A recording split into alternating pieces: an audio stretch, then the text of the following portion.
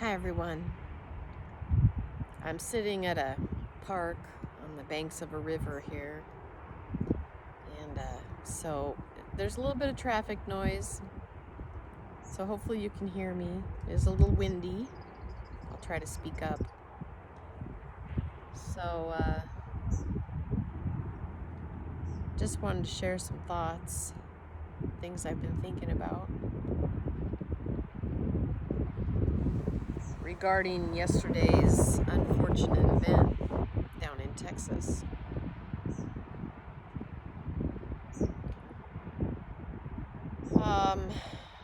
So many of you may hold the belief that something's not right about it, that these things seem to be too coincidental and too perfect, as in perfectly set up, and that they don't seem like they're just a natural occurrence. And I think I would concur with that.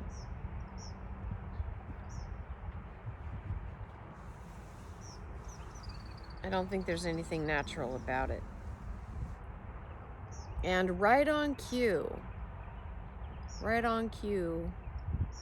there's advertisements coming out of the woodwork for the Sandy Hook Promise. Now, some of you may not remember YouTube 10 years ago when that event took place, but I remember it well. My husband, who is a teacher, that event 10 years ago traumatized him. He was having a very difficult time, and I won't go into the details, but he was having a very hard time processing that event. It was all over the news, and there's all these crying, well, not really crying, but people who the narrative told us that they were involved, that they were family in all of this.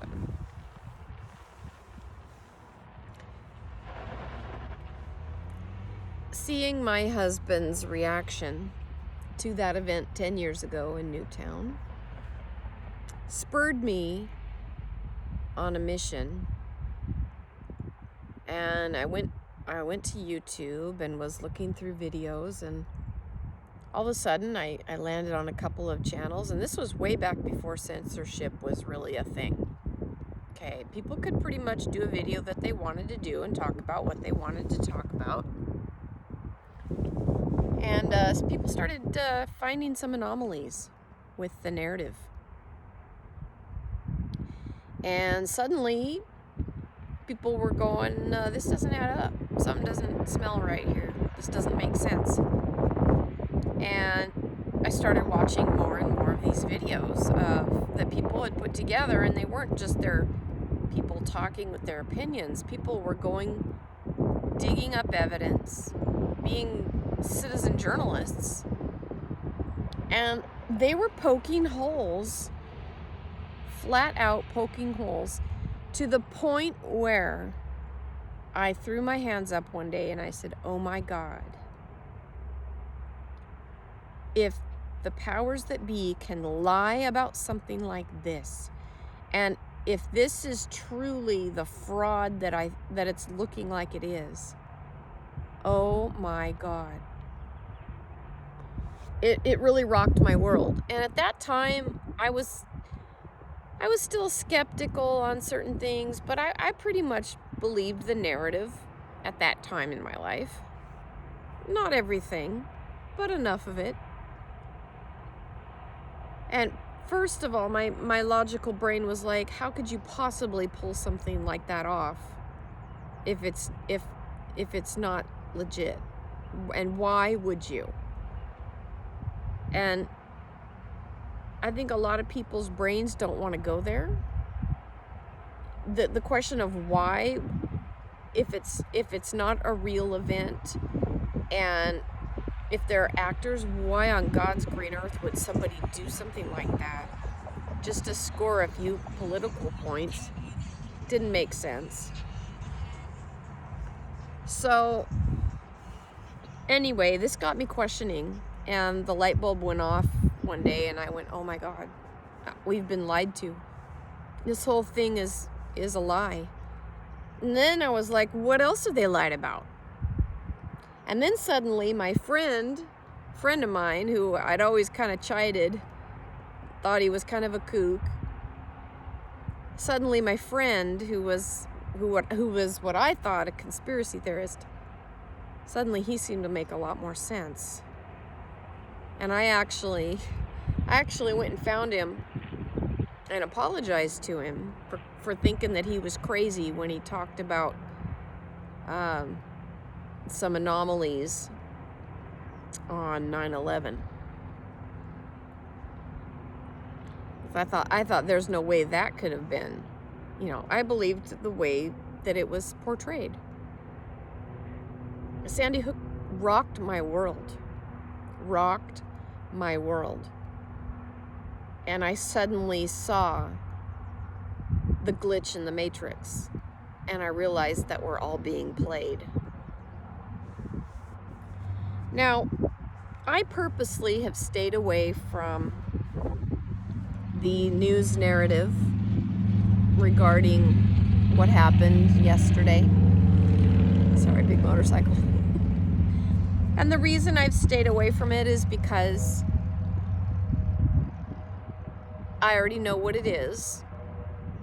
Whether people died, I'm sure, if they died, that's horribly tragic. If it was staged, that's horribly tragic. And honestly, I just feel like I don't need to be emotionally involved in something I have no control over and can't help. I can pray, but I'm not going to get my chain yanked anymore. The thing that I learned with Sandy Hook was my husband being so emotionally devastated and distraught. And I thought that's the goal, is to get people emotionally devastated and distraught. And I'm just not going to play that game anymore. So I've not even really paid attention to the story. And it's unfortunate. It's sad. And again, it's mostly just for my peace of mind, because I see these things as nothing more than manipulation of the masses. The narrative that gets told is not, oftentimes, just not the truth. I mean, everything about what happened 10 years ago was a complete lie. And yet there's people today that believe that 26 people died. Now, you say, well, how can you say that? How can you say that? How do you know that? I saw the research being done. I saw the people that picked that apart through logic and reason. And, oh, what a coincidence. None of those channels you can find now.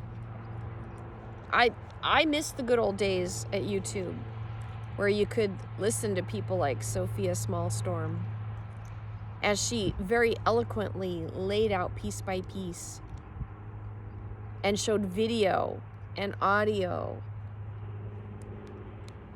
put pieces together. People like Professor Doom, remember him? And again, if you weren't around then or weren't paying attention then none of this probably makes sense. But maybe there's still a few of you that were on YouTube 10 years ago when when we were able to talk openly and we didn't have to couch and hide our words, and we weren't censored, and we weren't told, oh, you can't talk about that because you have the wrong opinion about it. Oh, you're a conspiracy theorist, we have to ban you. There was none of that. None of that. And I'm just grateful that I was on YouTube at that time. Not as my channel. I didn't start my channel until 5 years ago. But I just wanted to talk about my thoughts on it. And I want to interject something here while I'm thinking about it. If you're on somebody's channel and you go through the comments and there's somebody on there that says, will somebody please pray for my 12-year-old daughter named Candace? It's a bot. Spoiler alert, it's a bot. Don't fall for it.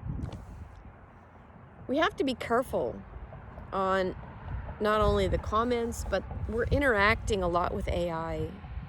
And we need to know that.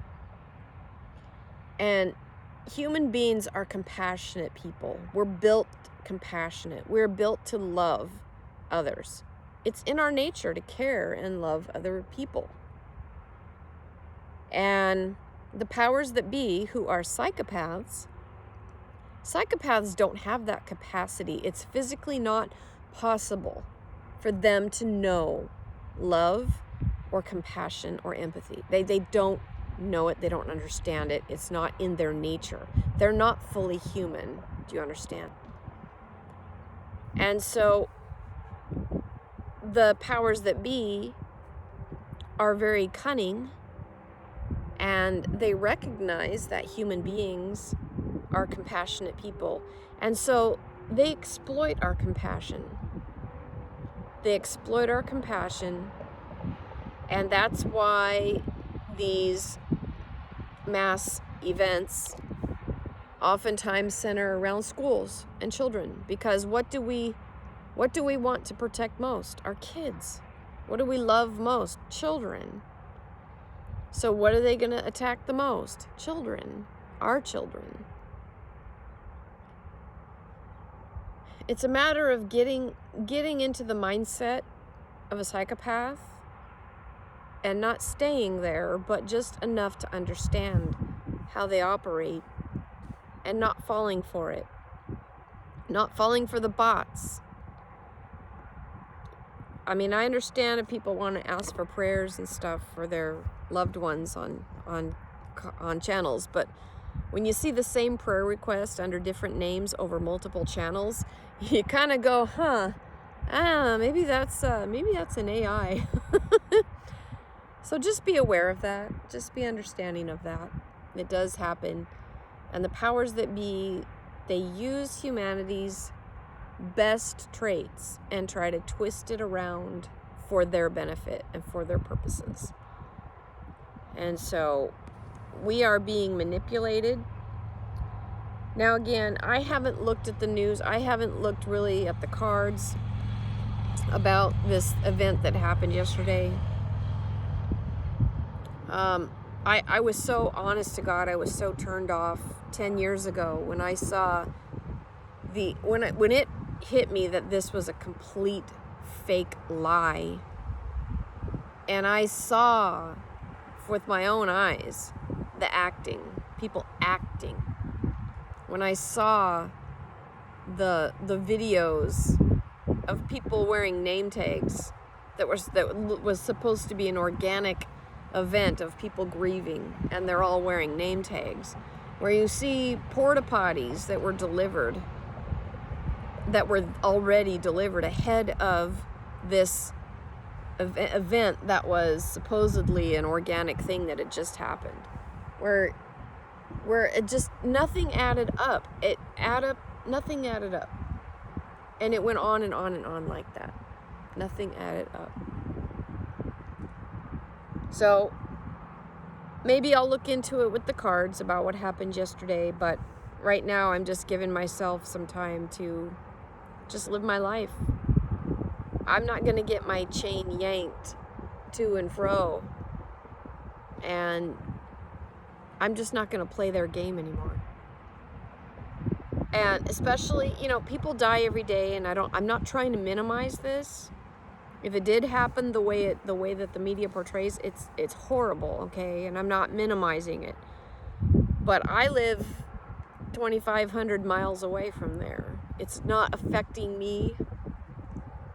And I can't, if it's something that I can't control and I can't do anything about, I can't spend my energy fretting over something that I can't fix, okay? And I think our energy is better spent loving where we're at, loving the people around us, being kind, spreading our gentleness, and being smart, wising up to the ways that these evildoers take advantage of us. So that's how I'm spending my time and energy. And the wind's picking up here, so I'm gonna let this go, but I just wanted to say a few words. So it's getting hot out here too. It's like the sun is out, and it's a beautiful day here. And I just want to show you this beautiful river. It's so amazing, so lovely. So I hope you all are having a beautiful day where you're at, and I hope that you can find joy in the midst of tragedy such as what happened, if it did happen. If it did happen the way that it's portrayed, I should say. I have to qualify everything I say. So that's where I'm at, and that's how I've formed my opinions, and that's who I am today. Because 10 years ago, I woke up and realized I'm in the Matrix, and this is all fairy tale and scripted. So, all right, everyone, take care. We'll see you next time. Bye for now.